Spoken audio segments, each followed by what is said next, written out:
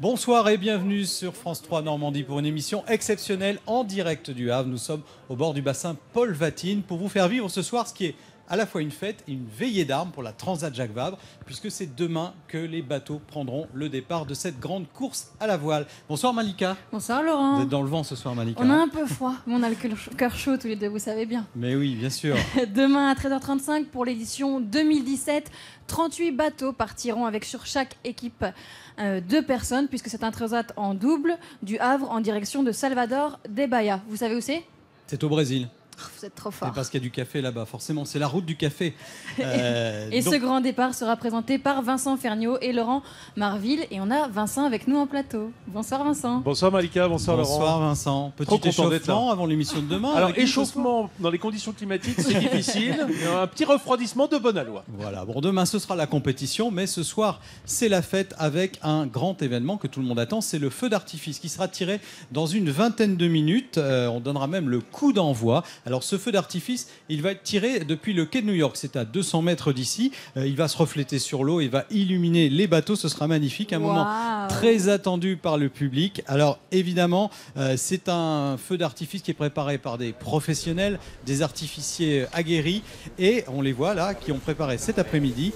Et nous allons entendre le chef des artificiers, qui s'appelle Gérard Métayer, qui a été interrogé cet après-midi par Guillaume Le Gouic. Par une séquence bleu-blanc-rouge pour marquer le départ de la Transat de France. Et le final sera aux couleurs du Brésil, à savoir le bleu, le vert et le jaune. Et l'exceptionnel viendra juste après le bouquet final, où il y aura une séquence d'à peu près 40 secondes, extrêmement bruyante, d'étaux, de sifflets, de crépitements, qui va être extrêmement impressionnante pour justement vraiment marquer l'événement d'une façon importante. Voilà, on espère que le vent ne va pas empêcher ce feu d'artifice. On a encore une petite incertitude, mais réponse dans quelques minutes. Et Vincent, on va retrouver un journaliste de France 3 Normandie que vous connaissez bien, parce que vous le recevez régulièrement quand vous venez en Normandie, et vous venez souvent.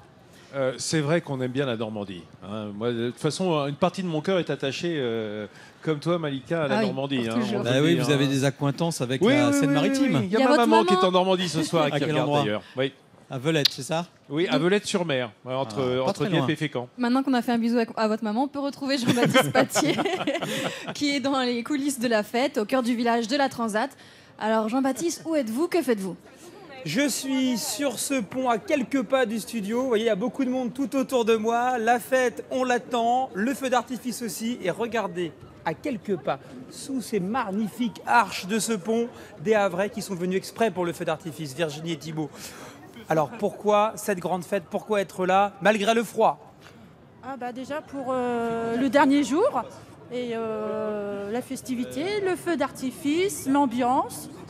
Voilà, je crois que c'est formidable. Et puis il faut venir dans 2 ans, et dans 4 ans, et dans 6 ans. Et pour vous Thibault ? Pareil, c'est super génial, il y a des beaux bateaux. Et il y a le feu d'artifice, c'est convivial. Voilà, donc une belle fête en perspective. Peut-être irez-vous danser toute la nuit, puisque jusqu'à 4h du matin, il y a Aloha Orchestra au Magic Mirror, puis un DJ jusqu'au bout de la nuit. Et je sais que Malika, Laurent, Vincent, vous irez danser, j'en suis sûr. Moi surtout. Alors on va aller faire la fête. Réchauffer, Malika, elle ira. C'est ça, après on va aller se réchauffer. En attendant, on accueille Gilda Gauthier, l'organisateur de cette grande course. Bonsoir Gilda, merci d'avoir pris un peu de temps pour venir nous voir. Ça ne doit pas être facile à la veille d'un départ. Qu'est-ce que ça vous fait de voir tout ce monde au Havre qui fait la fête ? C'est un vrai plaisir, c'est un vrai plaisir.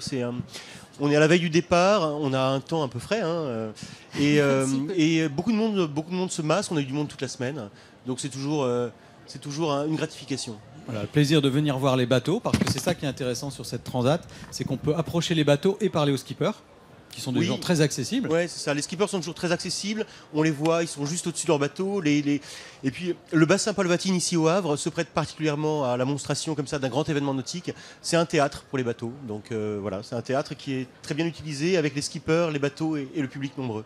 Alors demain, les bateaux, à partir de 9h, ils vont défiler un petit peu, on peut dire ça comme ça. Et ensuite, on va les voir partir, c'est le grand départ. Exactement, ils vont partir à partir de 9h jusqu'à 10h, ils seront visibles du quai de Southampton, ils seront visibles ici, au départ dans le bassin Paul Vatine. Ils seront visibles ensuite à partir des plages du Havre et de Sainte-Adresse. Et puis vers 15h, je pense, ils arriveront à la bouée France 3, mouillés au large d'Étretat. Alors on va aider un petit peu les gens parce qu'il y a différentes catégories de bateaux. Très rapidement, expliquez-nous, Gilda, les 4 catégories de bateaux. Alors, c'est une course multiclasse qui se court en double et les plus nombreux sont les classes 40, ce sont des monocoques de 12,20 m. Ensuite, on a les multi-50, c'est des petites libellules, c'est des trimarans de 15,50 m. C'est des bateaux très spectaculaires. Ensuite, on a les IMOCA, on les connaît bien parce qu'ils font le tour du monde en solitaire et sans escale, le Vendée Globe. Et enfin, on a les bateaux très spectaculaires, les ultimes, avec un duel entre un bateau qui est recordman du tour du monde en solitaire, qui est Sodebo, et un bateau tout neuf qui vole, Et on le voit. qui est Edmond Rothschild, et on a hâte de le voir en course. Voilà, il vole parce qu'il est sur ce qu'on appelle des foils, c'est ça? Absolument. Ouais, voilà. Et il coûte cher ce bateau à fabriquer?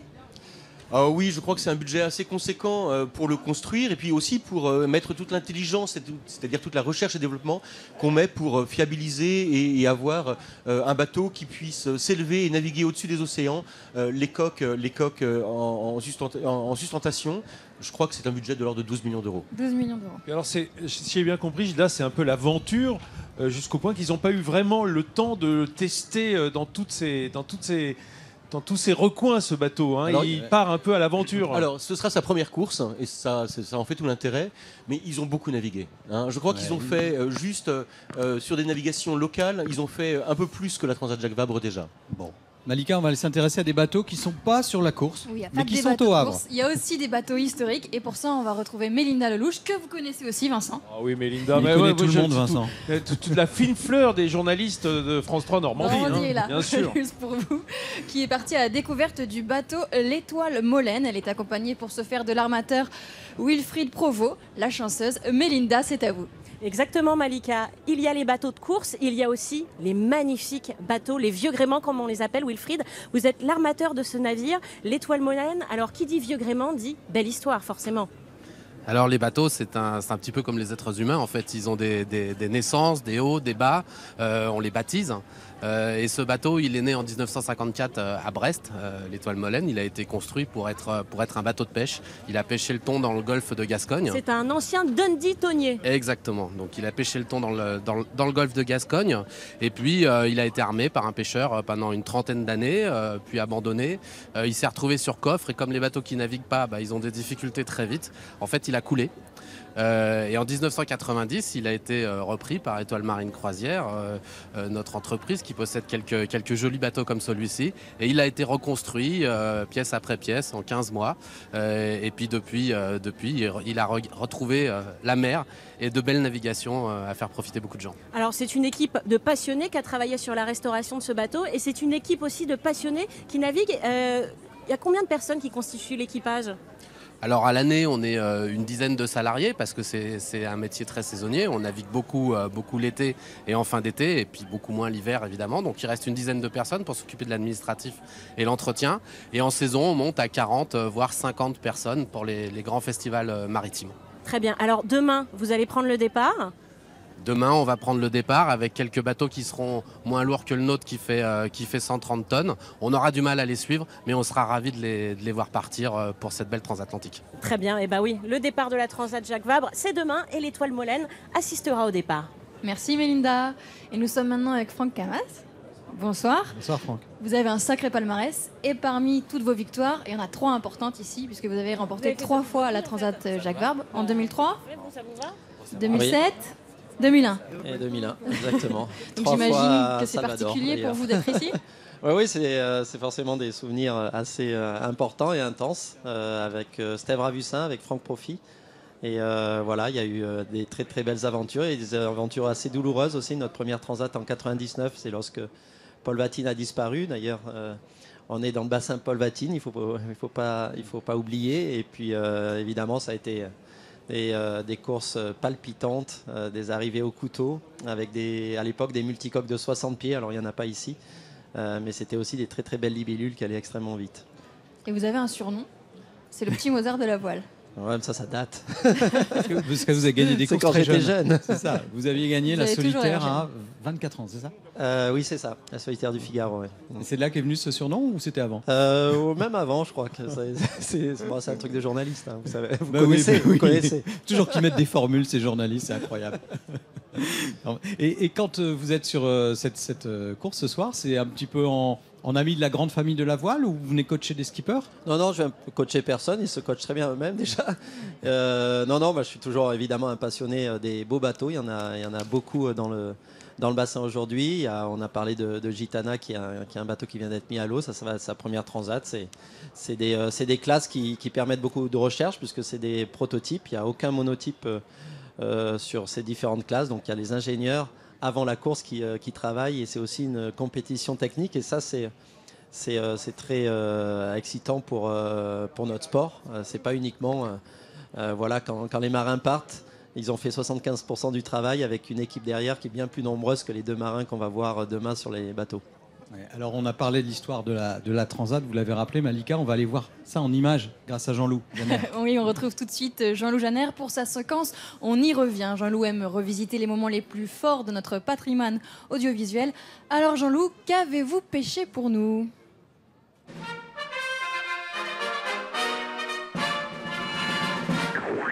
Oui, on y revient, on vous parle de cette fameuse Transat Jacques Vabre, créée ici au Havre en 1993. Et voici comment, à la télévision, Georges Pernou et son équipe de Thalassa présentaient la première édition. Regardez. Nous sommes toujours en direct du Havre, le Havre qui est un port de commerce bien sûr, mais qui dimanche va être une capitale de la voile, puisque va être donné le coup de canon de la première édition de la Route du Café, une transatlantique en solitaire qui va bien sûr du Havre à Carthagène en Colombie. Entre Le Havre et Carthagène, la route du café empruntera 2 parcours, l'un pour les monocoques, l'autre pour les multicoques. Mais dans les 2 cas, elle sera longue et truffée d'embûches météo. La première édition reliait Le Havre à Carthagène. Le Havre, premier port importateur de café. Avec New York et Londres, Le Havre est l'une des places sur lesquelles se négocient les cours mondiaux du café. Avant-guerre, les cargos, leurs cales pleines à ras-bord, déchargeaient les sacs de café vert sur les quais. Colombie, Brésil bien sûr, mais aussi Afrique et Asie, le café arrive par container des 4 coins du monde. Lors de cette première édition, c'est la Normandie qui gagnait, celle de Paul Vatine, né au Havre, l'enfant du pays. Et c'est aussi une Normande, Élise Lucet, qui en parlait. Paul Vatine remporte sa première victoire devant Laurent Bourgnon. C'est Paul Vatine sur son multicoque Haute Normandie 2 qui sera déclaré vainqueur. Paul Vatine remporte à 36 ans sa première transatlantique en solitaire. En 1995, la Transat devenait une course en double, 2 marins à bord. Et justement, comment choisissait-on son double? On choisit quelqu'un qui n'a pas les mêmes défauts que soi. On est le jeune couple de la course, puisque... Ça me fait rire, je crois. Oui, déjà, il y a 30 ans. J'en ai... voyage de noces. J'en ai 38. Oui, on a gagné un voyage en Colombie, un voyage de noces. On parle de 15. C'est ça, dans samedi 15h. Magnifique. En 1995, le Normand Paul Vatine remportait encore l'épreuve avec Roland Jourdain. En 1999, c'était le drame, il disparaissait en mer. Son coéquipier Jean Morel témoignait dans l'émission Thalassa. À la fois, moi, je suis évidemment soulagé d'être à bord et puis à la fois profondément triste. Tu sais, Polo, c'est un mec super attachant et c'est vraiment les boules. Le drame s'est produit hier matin entre les Açores et la côte portugaise. Le trimaran Groupe André de Paul Vatine et Jean Morel a donc chaviré.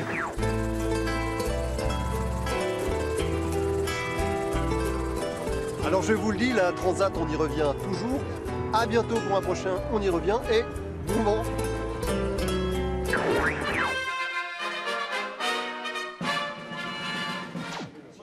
Voilà, nous sommes toujours en direct du Havre depuis le bassin Paul Vatine à la veille du départ de la Transat Jacques Vabre. Et là, les lumières se sont un peu éteintes parce que le feu d'artifice va être tiré dans quelques minutes seulement. On donnera le coup d'envoi. Gilda, comment vous sentez là, un soir de feu d'artifice? C'est un moment un petit peu crucial pour cette grande fête populaire? Un soir de feu d'artifice, c'est juste du plaisir. Une veille de départ, c'est aussi du plaisir, mais ça, c'est encore un peu plus crucial. C'est vrai que ce feu d'artifice, il a une valeur particulière pour le Havre en plus, parce qu'on clôture les 500 ans. Exactement. Alors, on voit que c'est la fin d'un été au Havre, mais voilà, là vraiment, c'est le feu d'artifice qui va clôturer une année assez fabuleuse pour la ville du Havre. Vincent, ces ambiances de fête comme ça avant un départ, vous qui avez un peu de voile. Non, on peut pas dire ça devant Franck Camas. Non, vous qui avez fait un peu de voile. J'ai dit un peu. Hein. Alors oui, bon, j'ai fait un peu de 4,70 à Saint-Valery-en-Caux, donc dans le département, mais bon, il n'y a pas eu non plus de traces qui sont restées. Non, ce qui me bouleverse ici, d'abord, c'est de voir cet engouement populaire autour d'une magnifique compétition. Et puis, je ne peux pas m'empêcher de penser à la fin de cet anniversaire, de 500 centenaire, à la Renaissance. Et au début de ces courses commerciales à l'époque, hein, puisqu'on allait chercher les épices, une fois que les conquistadors ont découvert l'Amérique, on a ramené le chocolat, on a ramené du café qui pouvait venir aussi d'Afrique, on a ramené le maïs, les tomates, beaucoup de choses qui émaillent notre table très naturellement. Et c'est ça qu'on perpétue aussi, cette découverte, parce que c'est la seule vraie aventure marine et maritime qui reste encore à notre époque, cette aventure de ces navigateurs qui partent comme ça pour des conquêtes merveilleuses. Et c'est devenu un sport populaire. Franck, on peut qualifier ce sport de populaire, c'est ça qui est intéressant. Les gens sont je là. crois que quand on voit autour de nous, le peuple suit et cet engouement de toutes les courses avec le Vendée Globe, avec la Route du Rhum, avec la Transat Jacques Vabre, c'est fabuleux et on est évidemment heureux en tant que marin d'être soutenu comme ça avant les départs. Alors certes, la veille d'un départ, on est un peu plus anxieux et on a envie de rester avec ses proches. Parce que voilà, ça fait pour certains une dizaine de jours qu'ils n'ont pas navigué et demain soir ils seront en mer avec de l'eau dans la figure, du vent, pas mal de dangers devant les étraves. Donc voilà, c'est un changement radical de mode de vie entre ce soir et demain soir, je peux vous le dire. On va retrouver Mélinda, Malika. Oui, pour une toute dernière fois, je vous propose de retrouver Mélinda, qui est toujours à bord du Molène, mais cette fois-ci, elle est en compagnie d'un grand skipper, Roland Jourdain, surnommé Bilou. Alors Mélinda, comment ça va avec Bilou ? Écoutez, je suis avec Bilou, tout va bien, hein, j'ai envie de dire, je suis entre de bonnes mains, d'autant plus que Roland, vous êtes le spécialiste, enfin l'un des spécialistes de la Transat Jacques Vabre, 8 participations, 2 victoires.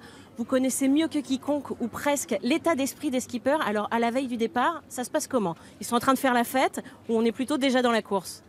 La réputation des marins les précède, je vois. Non, c'est un peu une ambiance veille de match de finale de Coupe du Monde. Hein. C'est super, c'est chaud-froid, c'est sucré-salé, c'est beaucoup de concentration parce qu'ils sont déjà projetés dans l'après.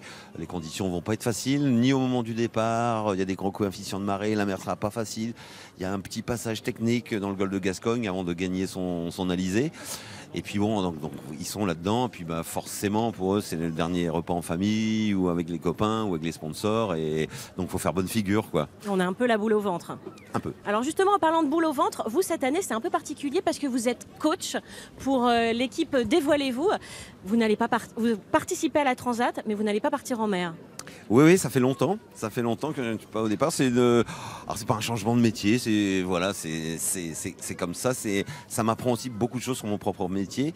Voir comment on fait souffrir les équipes à terre quand on part, parce que les skippers, eux, ils sont déjà dans leur bulle, ils sont déjà ailleurs. Et puis il faut que tout fonctionne, quoi. Alors là, on va vivre avec le stress, avec le téléphone collé. C'est ça. Vous allez avoir la boule au ventre. Ouais, c'est très particulier, c'est très excitant aussi, et ça m'en fait encore apprendre sur mon propre métier. Alors justement, vous dites c'est particulier, c'est excitant. La Transat Jacques Vabre, qu'est-ce qu'elle a de si particulier cette course ? On n'a plus de ces grandes courses en double. C'est vrai que la France particulièrement, enfin le solitaire, on connaît le Vendée Globe, on connaît la Route du Rhum, tout ça, c'est et la Transat Jacques Vabre a eu ce talent de rentrer dans la légende en réunissant 2 personnes, et ça raconte des histoires. Professionnellement, pour nous, c'est super important d'être au contact d'une autre comme ça. Ici, on est dans le bassin de Paul Vatine. Polo, moi j'ai gagné la Transat avec Polo, donc voilà, la légende est tracée pourvu que ça dure très très très longtemps. Eh bien, merci beaucoup. En tout cas, on vous souhaite bon courage pour le départ demain. Merci. Vincent, une réaction. J'ai une question que j'ai envie de poser à Franck Camas. Est-ce qu'on va plus vite à 2 que tout seul ? Oui, clairement. Vraiment. Heureusement, sinon ça servira à rien. Non, ça veut dire qu'il y a toujours un équipier sur le pont, quasiment tout le temps quelqu'un à la barre, contrairement au solitaire où il y a un pilote, donc on est obligé de régler le bateau de façon un peu plus soft pour accepter toutes les risées. Mais quand on est 2, on règle en permanence et on est à fond. Jamais, quoi. On réfléchit aussi à 2 la stratégie, ce qui est aussi beaucoup plus performant. Et c'est évidemment, l'ambiance est différente, on échange pas mal de choses. C'est toute la force du binôme, en fait. Exactement. Voilà, il faut bien se connaître quand même. Un peu, c'est rare de repartir avec le même. On n'a pas eu tant que ça, mine de rien. C'est un bon test. Alors on dit que cette Transat était un événement. C'est un événement qui attire évidemment l'attention des médias. Et tout à l'heure, on a vu le chef de l'État, Emmanuel Macron, qui est venu faire une petite visite un petit peu surprise, qui est arrivé sur les quais tout à l'heure avec son épouse pour saluer le départ, j'imagine, des skippers qui se fera demain. Et puis, autre personnalité invité qui était très attendu ce soir sur le bassin Paul Vatine, c'est notre spationaute normand Thomas Pesquet. Alors Thomas, il soutient un bateau qui court pour une cause humanitaire et qui s'appelle Initiative Cœur. Et nous allons retrouver tout de suite Jean-Baptiste Patier qui a eu la chance d'approcher Thomas Pesquet. Thomas qui est très très sollicité bien évidemment sur ces bassins. Quelle chance d'être ici avec deux explorateurs des temps modernes. À ma gauche, Tanguy Delamotte, l'aventurier des mers. À ma droite, Thomas Pesquet, l'aventurier du cosmos et de l'espace. Et puis bien sûr aussi avec moi, Samantha Davis, la navigatrice sur Initiative Cœur ici. Bonsoir à tous. Et première question, quelle belle histoire d'amitié entre vous Thomas, vous Tanguy, le même âge et le goût de l'aventure. Tanguy. Oui, bah, effectivement, on s'est rencontrés l'année dernière avec Thomas, avant son odyssée dans l'espace et avant mon Vendée Globe. Et c'est vrai que on s'est croisés plusieurs fois maintenant, on a fait du bateau ensemble, il m'a montré son module d'entraînement à Cologne. Et c'est sûr qu'on a partagé plein de choses et c'est génial, il y a plein de parallèles entre nos aventures et surtout l'envie de réaliser ses rêves. Donc c'est ça qu'on a la chance de pouvoir faire dans nos vies et c'est sympa de le partager avec tout le monde. Et ce coup de cœur amical, Thomas, pour vous avec Tanguy? Ben oui, non mais c'est ça, comme Tanguy l'a dit, on a plein de choses en commun. On a un peu parfois la même personnalité, c'est assez marrant, mais peut-être qu'il faut ça. On est des grands calmes pour aller se mettre dans des conditions un peu difficiles. On a l'impression que c'est important. Et puis voilà, et puis on a envie de se dépasser, on a envie de vivre des aventures, puis surtout on a envie de les partager. Moi j'ai essayé de faire ça pendant ma mission, de ne pas garder ça pour moi, mais d'en faire quelque chose d'utile. Et Tanguy, Samantha, ils font la même chose avec leur aventure, ils mettent ça au service d'une cause qui est plus grande qu'eux, qui est plus grande que nous et qui est sauver des enfants. Donc moi je trouve ça formidable. Il y a des liens entre l'espace et la mer? Ouais, il y en a plein. La préparation, c'est un peu la même. C'est un bateau, c'est un objet très très technique qui nous emmène dans un milieu super dangereux, qui nous protège, qui nous permet d'y évoluer. C'est exactement la même manière que nous. On a besoin de fusées, station spatiale pour aller dans l'espace. Un côté très technique. Il y a un côté physique. Il faut se préparer physiquement, il faut se préparer mentalement. On va avoir à faire face à des choses difficiles tout seul, même si on est aidé par une équipe au sol qui est importante. On est quand même les seuls à avoir les pieds dans le bateau ou dans la station face à tout ça. Donc les parallèles, ils sont sans fin et on en discute à chaque fois qu'on se voit avec Tanguy. Donc un beau parrain pour Initiative Cœur. Initiative Cœur, comment faire pour aider ce projet? C'est facile, il faut aller sur la page Facebook. À chaque fois que vous cliquez, on donne 2 € pour sauver des enfants. Ça coûte 12 000 € pour sauver des enfants. Donc voilà, c'est pour ça qu'on est là, qu'on essaye de faire passer ce message pour sauver un maximum de petits enfants qui ont besoin d'un cœur tout neuf. C'est beau, Samantha, c'est beau tout ça. Oui, c'est génial. On fait une course, essaye de faire une performance, mais en même temps, tout a du sens parce qu'on fait quelque chose pour sauver les enfants et essayer de passer le message et lever un maximum de fonds pour sauver les enfants. Eh bien, merci à tous les trois. Voilà encore un bel exemple d'exploit, de dépassement de soi et bien sûr de cœur et de solidarité. Merci Jean-Baptiste Gilda. Des initiatives comme celle-là, ça existe sur ces courses. Il y a pas mal de bateaux qui sont pour des causes humanitaires. Oui, absolument. De plus en plus d'ailleurs. On a 16 bateaux, je crois, sur les 37 au départ, qui épousent une cause et dont les partenaires financiers qui sont nécessaires pour développer les bateaux, qui sont encore une fois des bateaux très technologiques, des partenaires financiers qui veulent aussi porter une valeur. Et je crois que ça correspond également à la valeur des marins. Il y a la solidarité en mer et il y a aussi la solidarité sur les grandes courses. Franck, est-ce que vous avez rêvé, vous, un jour, d'aller dans l'espace comme Thomas Pesquet? Ouais, franchement. Ouais, c'est vrai. J'attends qu'on me le propose. Je crois qu'il y a pas mal d'entraînement avant. Je crois qu'il y a une longue liste d'attente, en fait. Voilà, c'est un petit peu similaire comme type d'aventure. Moi, comme le disait Thomas, je pense qu'évidemment la préparation avec l'équipe et aussi vivre dans un monde qui est extrêmement hostile en mer, on n'est pas fait pour vivre en mer et on sait très bien qu'à 1 mètre à côté du pont, on meurt. Donc il y a ce danger qui est permanent, il faut le maîtriser et c'est ça le challenge et le défi et c'est pour ça qu'on est aussi excité de partir. On a besoin de cette adrénaline et de se mettre un peu en danger et de voir de quoi on est capable de faire quand on est entouré de cette hostilité naturelle. Et ça vous fait plaisir que Thomas Pesquet vienne soutenir les skippers, s'intéresse à la voile? Évidemment, je crois qu'il y a beaucoup d'échanges, on a le même état d'esprit et on a le même amour du progrès, du risque et des challenges. Je pense qu'on peut se comprendre très très vite. Vous, c'est en lisant des livres enfants que vous avez eu envie de faire de la voile. Est-ce que vous pensez que ce genre d'aventure, ça fait encore rêver les enfants? Parce qu'on en voit beaucoup là. Oui, donc on les voit, je pense qu'ils rêvent beaucoup et Ils vous en j'espère qu'il y parlent aura des... on en croise plein et on voit dans leurs yeux qu'ils aimeraient monter sur ces bateaux. Et évidemment, moi, quand j'étais petit, c'est comme ça que j'ai eu envie. Bien avant de voir les bateaux, j'ai commencé à voir des photos, j'ai commencé à lire des histoires. Et puis ensuite, j'ai eu la chance de monter sur ces bateaux-là qui font évidemment rêver. Je crois que c'est un sport fabuleux et très éducatif pour un jeune. Et donc voilà, c'est ce genre d'événement qui permet aux jeunes de nous suivre. J'en vois plein derrière vous, Franck, parce que le moment est bientôt arrivé du feu d'artifice. On va le lancer dans quelques instants. On parlait aussi de la fête et de la musique. Avant de lancer le feu d'artifice, on va faire un petit intermède musical. Vincent, ça vous concerne un petit peu. On va avoir une petite séquence musicale. Hein, ça nous concerne un petit peu. Est-ce que si on vous parle des civils, par exemple, ça vous dit quelque chose? Eh bien, oui, figurez-vous que notre directeur des programmes a retrouvé une image de 1983. Voilà, c'est juste avant pour faire patienter les gens. Ah oui. Oui, c'est vrai. Oui, j'ai commis. Voilà, non, si jamais le DJ ce soir au Magic Mirror fait un petit malaise, ben voilà, on a quelqu'un qui... C'est-à-dire que, voilà, pour tous ceux qui ont vécu les années 80, on n'y peut rien. Hein, voilà, on l'a fait, on était là. Bon, il fallait bien faire quelque chose. Voilà, Jean-Baptiste et Mélinda nous ont rejoints pour lancer le feu d'artifice. On va faire le décompte tous ensemble. Allez, Malika, on vous suit. C'est la première fois que je fais ça. Ouais, soyez pas timide, Malika. Allez. Allez, on y va. 5, 4, 3, 2, 1.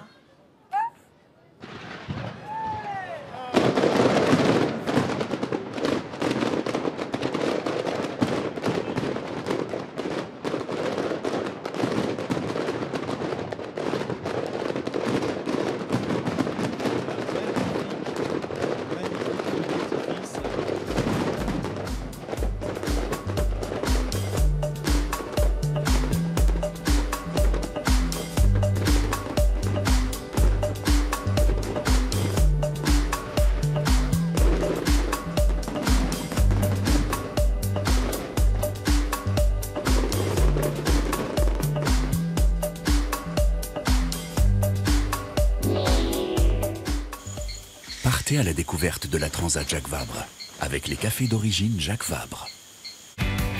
La Transat Jacques Vabre avec Bureau Vallée. Papeterie, mobilier, cartouches, high-tech.